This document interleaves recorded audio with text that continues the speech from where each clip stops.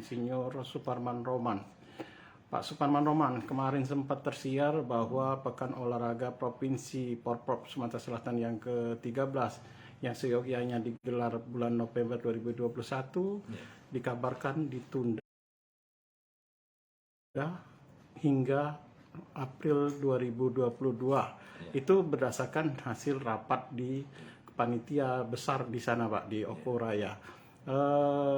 Bagaimana, Pak? Ini setelah katanya berkonsultasi dengan Bapak Gubernur Sumatera Selatan, ternyata Porprov ini tetap jalan pada schedule-nya, Pak. Iya, betul. Jadi sedikit ilustrasi bahwa pada hari Jumat tanggal 9 Juli kami rapat dengan 3 bupati yang dipimpin oleh Pak Gubernur, diwakili oleh Pak Sekda ya. Pada tanggal 9 pagi rapat untuk menyamakan persepsi dan juga untuk memutuskan apakah Porprov ke-13 yang schedule awal ini pada bulan November 2021 tetap dilaksanakan di bulan November atau akan kita tunda menjadi di tahun 2022 di kisaran bulan April atau bulan Mei.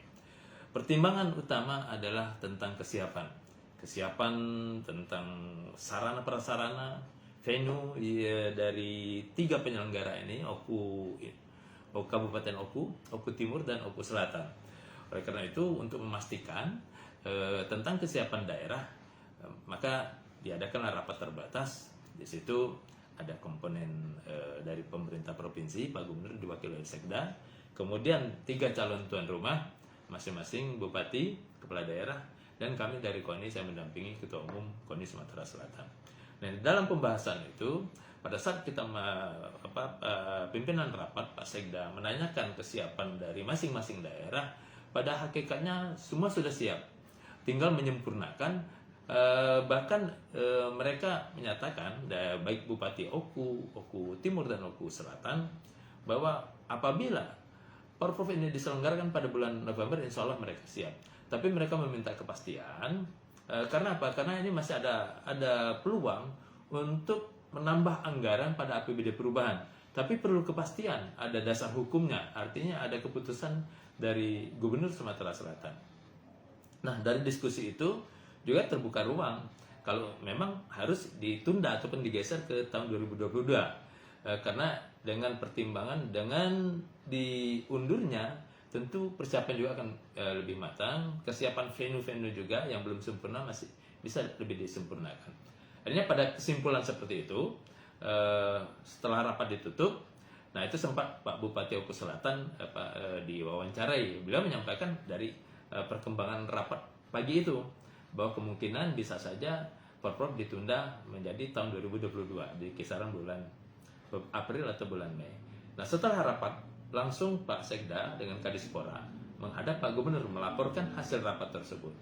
Nah, setelah disampaikan laporan, nah, kami mendapat informasi dari Kadispora bahwa Pak Gubernur memutuskan Porprov tetap diselenggarakan pada bulan November 2021 ini dengan segala konsekuensinya. Artinya juga termasuk kesiapan anggaran dari provinsi untuk membackup KONI sebagai penyelenggara dalam hal menyiapkan perangkat-perangkat penyelenggaraan, baik itu sarana prasarana maupun juga untuk pembiayaan kos operasional sumber daya manusianya.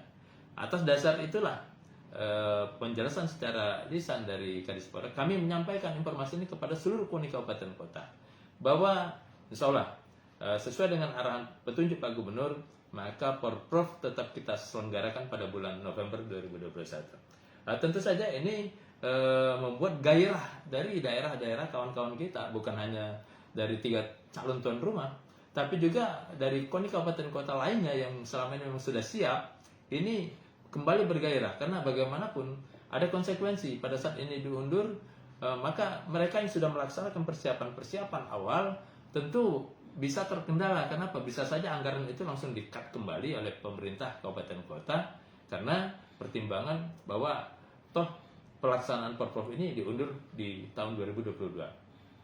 Jadi itu pertimbangan-pertimbangan, dan saat ini kita mempersiapkan perangkat-perangkat untuk membentuk secepat mungkin struktur panitia besar Porprov ke-13, kemudian juga melengkapi berbagai dokumen-dokumen yang dibutuhkan seperti technical handbook, kemudian juga beberapa petunjuk-petunjuk. Hal-hal yang prinsip dan krusial ini biasanya yang kita alami di setiap Porprov itu adalah tentang mutasi atlet. Nah, ini juga menjadi stressing kita dari KONI Provinsi Sumatera Selatan melalui panitia besar akan membuat regulasi yang tegas. Selama ini regulasi sudah ada, tapi tidak dilaksanakan secara konsisten dan konsekuen, sehingga terjadi saja pelanggaran-pelanggaran, mengangkangi aturan-aturan yang sudah baku tentang prosedur mutasi atlet. Kita akan buat sehingga kalaupun terjadi mutasi atlet, maka daerah yang ditinggalkan tidak akan kehilangan harga diri, tidak akan merasa bahwa mereka dibajak seperti itu. Ada prosedur, ada ketentuan, ada kompensasi dari daerah yang akan mengambil ataupun meminta atlet yang diharapkan ataupun yang diminta oleh daerah yang bersangkutan untuk memperkuat kontingen mereka. Ini akan kita buat aturan, dan ini sudah pernah kita pada saat kita masih di panitia persiapan sudah kita sampaikan informasi. Kita akan bentuk tim verifikasi faktual yang tugasnya ini yang pertama adalah untuk memverifikasi tentang keberadaan, eksistensi, legalitas dan legitimasi dari cabur-cabur yang ada di daerah kabupaten kota. Apakah cabur tersebut memang ada, eksis, punya kegiatan, punya aktivitas latihan, punya atlet dan lain sebagainya, punya domisili ataupun kantor yang tetap. Kemudian juga atletnya, apakah atlet itu betul-betul putra daerah ataukah atlet pindahan dari daerah lain. Kita akan minta dokumennya. Kalau memang dia pindahan, mana dokumen tentang prosedur ketentuan mutasinya? Kapan dia mutasi? Apakah baru akan mutasi atau memang dari Porprov yang lalu sudah membela daerah itu? Jadi banyak hal-hal yang akan kita tertibkan, ya. Kemudian juga kita nanti akan melakukan stressing karena banyak kejadian. Kita ya dalam hal melakukan penilaian di lapangan, kadang-kadang ya apalagi untuk olahraga yang tidak terukur, ini sangat subjektif, rawan dengan kecurangan-kecurangan. Para pengadil yang diharapkan untuk bisa memberikan nilai yang secara adil, ya memang betul-betul sesuai dengan kemampuan, kemudian juga dengan prestasi atlet tersebut, kadang-kadang jadi jungkir balik, ya. Atlet yang secara skill jauh di bawah atlet yang punya skill bisa menang. Dan apa nih efek buruknya? Pada saat kita masuk pada level yang lebih tinggi, misalnya ini sebagai cikal bakal, ya, hasil dari Porprov adalah cikal bakal dari atlet yang akan kita kirim ke PON. Nah, karena bukan yang terbaik yang dipilih, bukan yang memang sejatinya adalah memang dia juara di situ, tapi hanya karena faktor-faktor subjektivitas dari para penilai, dari oknum-oknum wasit yang tidak bertanggung jawab, sehingga atlet yang bukan punya skill terbaik, bukan punya prestasi terbaik, ini yang menjadi juara. Konsekuensinya pada saat mereka dikirim ke level yang lebih tinggi seperti PON, maka mereka tentu saja bukanlah tandingan dari atlet-atlet yang memang diseleksi secara selektif melalui aturan-aturan main yang benar seperti itu. Nah, ini coba kita tertibkan, paling tidak kita eliminir, jangan sampai ini ya berulang terus dari Porprov ke Porprov. Dan tentu KONI dalam hal ini tetap akan berkoordinasi dengan Pemprov Cabur. Mari kita membuat komitmen saat inilah kita mulai untuk membangun prestasi olahraga. Kita akan mencari atlet-atlet yang memang betul-betul layak dan pantas untuk menjadi juara.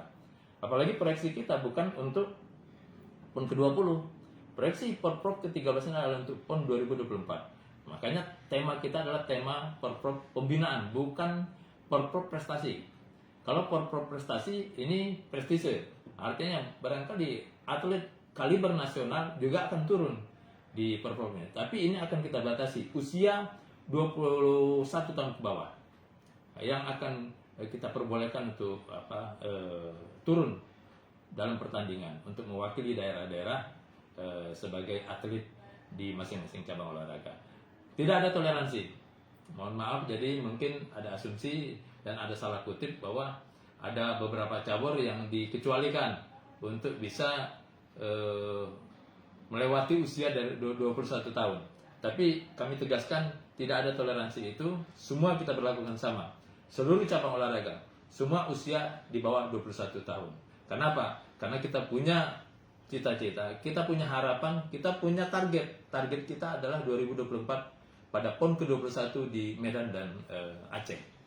Itu barangkali penjelasan tentang beberapa kaitan menyangkut masalah bagaimana kita ingin membangun, kita ingin mencari atlet-atlet yang betul-betul nanti punya prospek yang kita proyeksikan akan mampu berprestasi puncak, tentu dengan prestasi mereka pada indikatornya adalah pada Porprov ke-13 ini. Kemudian tentang kesiapan tuan rumah, kita sudah dari tahun 2020 melakukan koordinasi secara intens, secara berkala ke 3 kabupaten, Kabupaten Oku, Oku Timur dan Oku Selatan, di mana mereka juga dengan begitu antusias, begitu semangat dan disupport oleh kepala daerahnya untuk betul-betul memanfaatkan momen Porprov ini sebagai ajang untuk membangun prestasi olahraga di daerah masing-masing. Paling tidak akan bertambah sarana fasilitas olahraga dan ini tentu akan berdampak positif terhadap upaya pembibitan, menggali potensi-potensi para anak-anak, para remaja pemuda yang hobi berolahraga untuk lebih fokus bukan hanya sekadar sebagai hobi, sebagai bentuk memasyarakatkan olahraga dan mengolahragakan masyarakat, tapi juga mengarah pada satu tujuan, yaitu lebih fokus pada pencetakan prestasi atlet di daerah masing-masing.